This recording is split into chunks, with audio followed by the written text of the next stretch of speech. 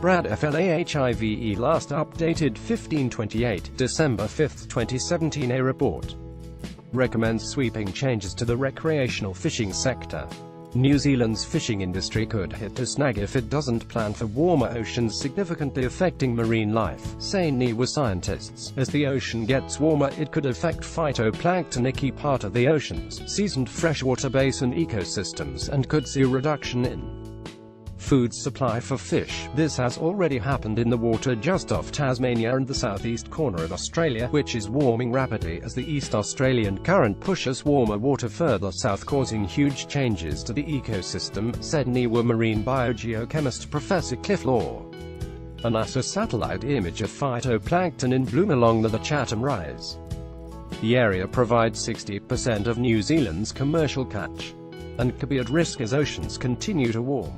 Tasmania's coastal ecosystems were changing with an increase in subtropical species, which can impact the economy, he said.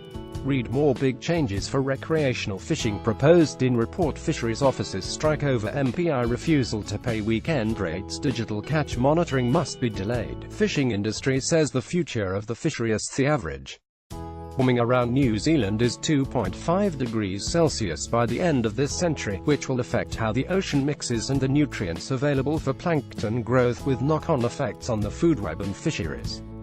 Tasmania's coastal ecosystems are changing with an increase in subtropical species, say NIWA. File photo: people tend to think of climate change from a terrestrial angle, but obviously, as the ocean is a big part of the globe, there will be significant changes, as it's also a significant part of New Zealand's exclusive economic zone. We need to start planning for this now. Near-record sea surface temperatures described as off the charts were reported on Monday. Our La Nina pattern and higher than normal atmospheric pressure are warming sea surface temperatures by more than 6 degrees Celsius in some areas, compared to the average for this time of year. Professor Cliff Law says the ocean near Tasmania is a good indication of how the water around New Zealand will change as the planet warms. Higher pressure in the atmosphere creates tranquil weather, which calms conditions over land and sea, and leads to less wind. Winds are what churn up the sea and bring colder seas to the top, but with high pressure the sea at the top is stagnant and heated more effectively by the sun. Law said that the surface ocean has a density step between the surface water and the lower, deeper water, where the nutrients come from, which acts like a physical barrier to nutrient movement between the layers. When water is too warm, corals turn completely white. This is called coral bleaching. Corals can survive a bleaching event, but they are under more stress and are at risk of dying.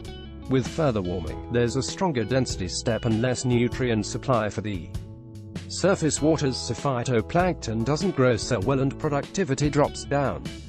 Law, the lead author in a recent paper published in the New Zealand Journal of Marine and Freshwater Research, urged authorities to look at the ocean near Tasmania as a good indication of how the water around New Zealand will change as the planet warms. Scientists have used 2 Earth system models and 4 climate change scenarios to project how New Zealand waters will be affected by 2100. Phytoplankton swarm at Swan Beach Cove on the Whangaparāoa Peninsula. The best-case scenario involved a cessation in the production of carbon dioxide in the next few years, with the worst case being business as usual, in which carbon dioxide levels keep rising. One of the most affected areas for nutrient